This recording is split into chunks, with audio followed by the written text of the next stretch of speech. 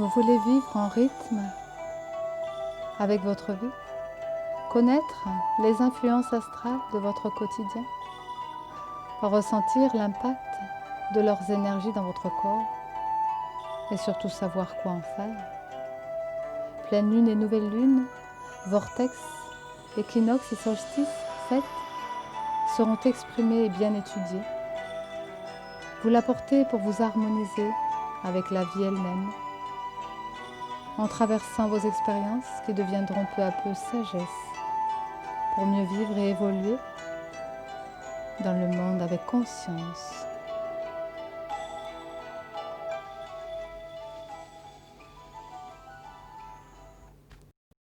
Bonjour à vous tous, nouvelle lune du 13 janvier 2021 à 6h02 exactement heure de Paris. Donc j'ai beaucoup de choses à vous raconter, mais ça ne va pas durer aussi longtemps que ça pourrait être, parce que voilà, le temps est compté pour chacun d'entre nous, parce qu'on a 2 semaines vraiment de travail sur soi. Ce 2 déjà en numérologie, eh bien c'est des relations, dualité, division. C'est quelque chose qui confronte, qui est dans les échanges avec l'autre, pas toujours facile dans ce fameux miroir du jeu JE et des jeux JEUX. Donc il va falloir apprendre à s'unir, apprendre à réconcilier, apprendre justement à comprendre l'autre, par rapport à soi aussi bien sûr. Et puis cette lune, donc avec soleil, c'est une libération, nouvelle lune, c'est aussi pour poser de nouvelles graines. Grande énergie qui se libère. Lune, soleil, Capricorne, en Capricorne, avec aussi Vénus et aussi avec Pluton, ça fait beaucoup d'énergie, un amas de planètes. Et on va dire déjà que Lune, Soleil en Capricorne, eh bien, c'est un lien de sécurité, sensibilité qu'on va créer. On va se concentrer beaucoup plus sur soi et sur les autres, bien sûr, c'est proche. Ensuite, eh bien, il y a un trigone, ça veut dire une fusion, quelque chose de favorable avec Neptune, qui est en Poisson, donc une dimension avec une sensibilité qui va nous permettre justement peut-être d'avoir un peu plus de charisme dans nos relations, un peu plus de dimension aussi bien sûr dans ces situations. Pluton, on en parlera plus tard. Et aussi il y a Vénus, comme je disais en Capricorne, qui est en fusion aussi avec Neptune en Poisson. Donc Vénus, ce principe d'amour, mais en même temps le mieux vivre soit ensemble. Eh bien, en janvier, comme en novembre et en décembre cette année 2021, ce qui est favorable, il y aura bien sûr des relations, des choses qui vont se placer, qu'on va sublimer les auras des uns et des autres du 8 au 16, donc les relations amoureuses et les relations de couple, puisque Soleil-Lune c'est plutôt le couple, le père, la mère aussi, et puis Vénus et Mars ce sont plutôt les amoureux, l'amant, la maîtresse, mais peu importe, que ce soit dans l'amitié, dans l'amour ou autre, on va mettre cela en avant parce que c'est vraiment ce qu'il va falloir sublimer. Donc regardez les auras sublimes des uns et des autres. En même temps, vous rapprocher favorablement, ce sera du 21 au 29 janvier, pour qu'on puisse avoir une dimension de savoir vivre ensemble. C'est vraiment le grand tableau déjà qui se dessine. Ensuite, on va mettre en avant dans cette période de janvier les points sombres. Mars, principe d'action, mais qui peut être des fois très actif, très agressif. En taureau, qui est aussi le sens de la vie, la terre, notre corps, les plaisirs, les désirs, tout ce qui peut être des fois frustré, eh bien, est un grand carré avec Jupiter et Saturne, qui sont, eux, en Verseau, principe du futur, révolution, transformation. Jupiter, les lois, Saturne, la réalité, le concret. Eh bien, aussi dans cette confrontation inversée, je dirais dans l'autre sens, eh bien nous avons un Mercure qui est le principe du mental, en carré avec ce Mars qui est le principe d'action. Donc nos pensées avec nos actions, ça ne va pas vraiment ensemble là cette fois. Et puis Jupiter et Saturne qui est le principe d'expansion, de la réalité, du concret, en carré avec Uranus, Uranus rétrograde, donc n'est pas tout à fait clair, eh bien un gros carré, donc, et cela est en Verseau, Verseau principe du futur. On pourrait dire que le peuple, les lois, l'avenir, le père et le fils sont en conflit. Le père, qui pourrait être Uranus dans son principe moteur, puisque c'est le gouvernant du Verseau, et le Verseau qui pourtant est le fils en Uranus, mais là ils sont en confrontation les deux, et le Verseau symboliserait bien sûr l'humanité, le peuple, donc le fils serait le peuple, et le père qui serait en conflit avec. Eh bien, dans mes consultations, j'ai pu rencontrer cette notion de chaos avec le mental qui boucle la boucle. C'est comme on peut dire, dans un sens comme dans l'autre. Il y en a un qui s'envoie la balle et l'autre qui reçoit, mais inversement, il y en a un qui envoie la balle et l'autre reçoit. Donc chacun envoie la balle à l'autre et reçoit sa balle de l'autre. C'est comme le bâton qui se fait, qui revient en fait en soi. Eh bien, ce qui va être à faire, c'est revenir au cœur, bien sûr. Miser sur une confiance, non plus dans nos décisions mentales, mais plutôt dans notre ouverture, qui va être le faire, l'avoir. Qu'est-ce qu'on peut faire et qu'est-ce qu'on peut avoir dans tout ça? Une légèreté à vivre, et comme une personne aussi qui m'a demandé, eh bien dans sa transformation justement, son travail bien fait, transformation en soi, mettre cette légèreté qui va permettre un dégagement de l'ombre, des difficultés. C'est un défi, mais qui sert la libération, qui découvre justement progressivement l'être majestueux que l'on peut être, dans le je suis, pas dans le je JE, ni dans le je GEUX. Le je suis, c'est plus profond, c'est plus spirituel, c'est plus grand en nous. Et si on va vers cela, on peut mettre un épanouissement qui va nous permettre de nous rapprocher justement à notre source, on peut dire notre petit Dieu en nous, notre essence, pour grandir dans la lumière. Et là, on aura la légèreté de l'esprit. Alors, revenir au cœur de l'âme, l'amour de son âme, eh bien, on va grandir spirituellement.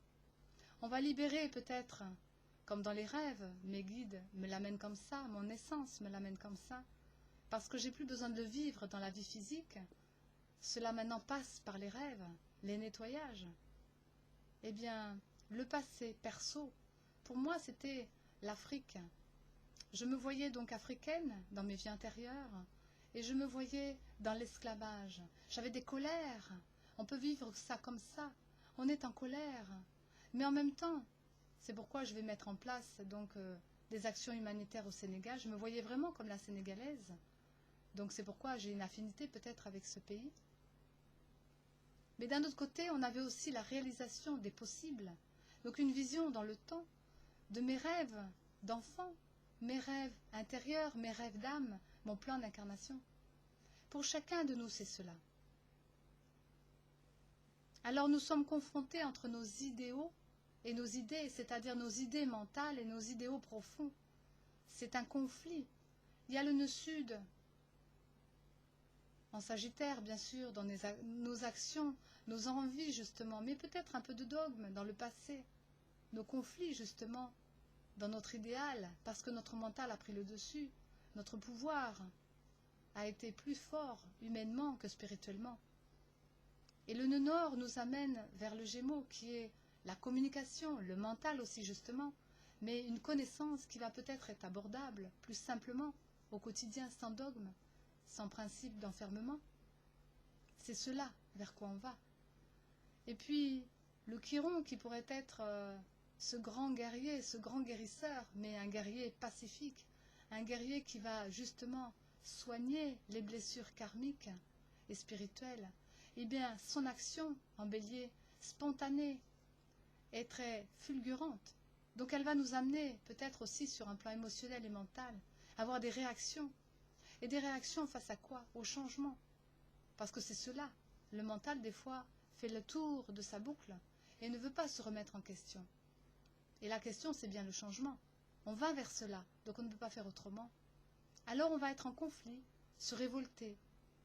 Pour cela, pour arriver à tempérer, ce serait de pacifier notre vie commune, donc mettre en commun le principe de vie pour pacifier justement nos conflits intérieurs. Donc le monter plus haut dans le mental supérieur. Notre terre est réactive. On m'a dit en consultation, on m'a dit en confinement, non, elle est réactive parce qu'elle ne veut plus d'enfermement. Elle est active justement. Et puis je suis tombée sur une information, non pas dans ma médiumnité, mais par des scientifiques qui parlent du champ de force du pôle Nord. Et je trouvais que c'était bien parce que ça correspondait aussi à ce qui se présentait là pour cette nouvelle lune. Ce pôle Nord, eh bien, c'est un vortex puissant, où là, la magnétique est un peu changée. Elle est, on pourrait dire, comme nous, notre corps, en lien avec la Terre magnétique. Mais à cet endroit-là, c'est la stratosphère au-dessus de l'atmosphère. Donc c'est le plan cosmique. Et quand les deux se rencontrent entre le haut et le bas, on pourrait dire, comme le Père et le Fils d'une certaine façon, le Père céleste, le Fils terrestre, eh bien la magnétique de notre corps, avec ces courants d'air, justement, sont en inversion parfois. Courant d'air, air du Verseau, communication, futur, avenir. Eh bien, on va le voir beaucoup, des réactions avec la Terre, on m'a dit, dans ma médiumnité. Et puis, quand ce pôle Nord, justement, s'inverse dans ces courants d'air, eh bien, d'un seul coup, il est à moins 20 degrés et il peut basculer de plus 20 degrés. Et là, actuellement, il est en train de basculer à 50 degrés bientôt. Et c'est pourquoi nous allons avoir de plus en plus de grand froid donc nord-ouest de l'Europe, parce que il y a eu ce changement, ce réchauffement climatique naturel de ce pôle nord magnétique qui affecte aussi nos courants d'air, bien sûr, sur la Terre. Donc pensez bien qu'à l'intérieur de nous, c'est la même chose. Alors comment réparer cela? Déjà, ne plus avoir peur de l'avenir. Et puis, dans le corps, peut-être ça va se traduire comme certains, comme pour moi ça a été des douleurs. Donc on va aimer ce corps et le soulager. Dans l'émotionnel, eh bien, peut-être il faudra lâcher prise et laisser glisser, pas prendre au premier degré, prendre du recul sur nos réactions émotionnelles. Si on a une réaction mentale, eh bien le dur doit passer dans la souplesse pour éviter qu'on s'emporte et dans nos croyances, s'ouvrir justement à ces nouveautés, dans nos différences et nos opinions. Les extrêmes ne sont pas bonnes, c'est l'opposé toujours. Alors si vous foncez, vous êtes en colère et vous refusez, alors il faudra pacifier. Si vous stagnez, c'est l'inverse. Vous êtes replié, vous acceptez, vous vous faites écraser. On ne peut pas aller trop, ni d'un côté ni de l'autre. Qu'est-ce qui nous est proposé? Une confiance absolue en l'âme, au cœur, aux lois divines et universelles qui savent. Parce que l'amour de l'âme sait, elle, réunir les contraires en soi. Je l'ai appris dans les enseignements que j'ai reçus de mon être intérieur, de l'essence. C'est initiatique et encourageant à vivre et à faire et à avoir des actes nobles dans sa vie pour vivre soi ensemble, pas que soi, tout seul, ni que les autres, mais soi ensemble, réunis. C'est les formations que l'on amène pour cette année 2021. Alors on va pouvoir récupérer justement son souffle d'air, de la vie, et le passé, le futur, dans l'instant, va pouvoir se rejoindre pour créer un juste milieu qui va harmoniser l'avenir positivement vers l'ensemble, vers nous, vers eux. Le eux, c'est nous aussi. Le chiffre 2, tout à l'heure, je disais relation, dualité. Eh bien, on pourrait dire que, bien sûr, le 2021, le 1, il y a l'unité dedans. Mais le 20, c'est le 2 et le 0. Eh bien, ça ramène, ça rapproche la dualité avec l'unité. Et le 0, eh bien, c'est la force de conscience en soi. Là, cette sensibilité positive, il va falloir gérer cela, 2021. C'est une résonance qui est en soi. Donc, on va percevoir les émotions. On va acquérir une maturité parce qu'on va les comprendre. On va les traiter, justement. On va essayer de mieux faire au lieu de les refouler. À ce moment-là, eh bien, on va pouvoir s'exprimer soi avec l'autre. On va pouvoir garder les liens dans nos communications, garder le lien avec les autres et avec soi-même. Mais aussi, on va devoir revoir nos pensées. Ça, oui, le mental, j'en ai parlé cette année. Parce que nos différences sont pourtant uniques, nous amènent pourtant à cette unité. On va méditer là-dessus. Dans nos différences, qu'est-ce qui nous rassemble? cette unité qui est le cœur et l'amour.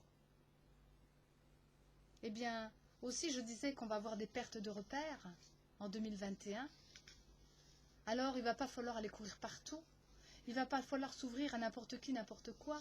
Simplement parce qu'on a peur, qu'on ne sait pas où on va. Parce qu'on doit se prendre en charge. Je l'ai déjà dit l'autre jour. Et avoir confiance et croire en soi, c'est plus fort que soi, bien sûr. Dans les parties sombres, eh bien, si ce Mars, qui est agressif, nous permet d'écouter, de respecter les opinions des autres, les différentes opinions, comme nous-mêmes nous faire écouter, c'est un grand test qui est là demandé pour cette année 2021 qui commence. Un grand test simplement pour voir si on va résister à nos violences de pensée. Alors bien sûr que les lois, il y a quelque chose qui est radical avec Pluton, c'est là où je veux le mettre. Pluton, c'est le principe occulte, le pouvoir.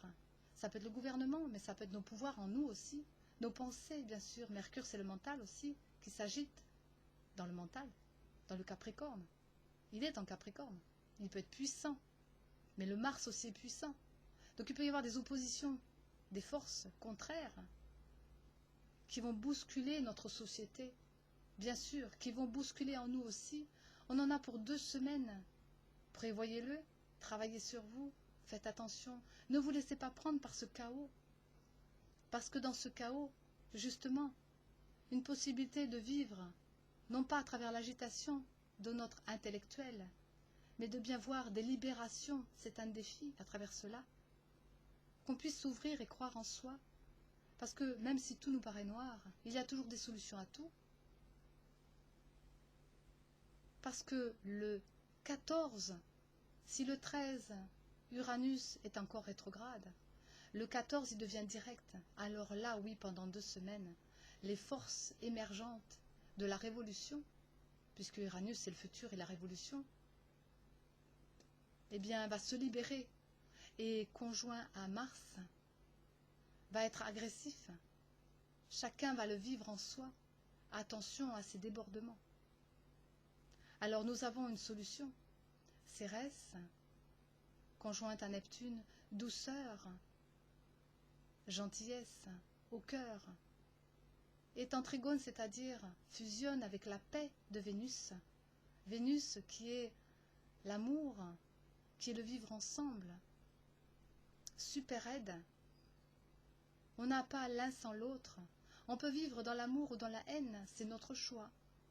Mais là, avec ça, pendant 2 semaines, on va montrer dans ce test à l'univers, à nos univers, à nous-mêmes, aux autres, qu'on est capable de ne pas dévaster nos cœurs, de ne pas nous confronter dans la violence du sombre, et d'être capable justement de vivre sur cette terre, de vivre dans notre corps, avec ce que nous sommes, dans notre faire et notre avoir, pour mettre en place des valeurs de vie communes, chacun avec ce qu'il est, avec ce qu'il peut, là où il en est.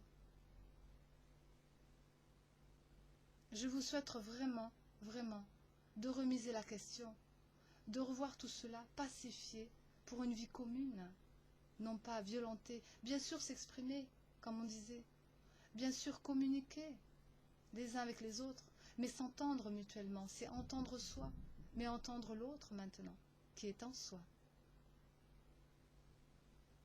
Je vous souhaite de prendre soin de vous et de vos proches, de ne pas vous laisser embarquer et de miser vraiment sur le cœur. Je posterai ce jour-là une prière que j'ai pu avoir en canalisation pour pouvoir préparer ce 14 janvier qui va être encore plus fulgurant que ce 13.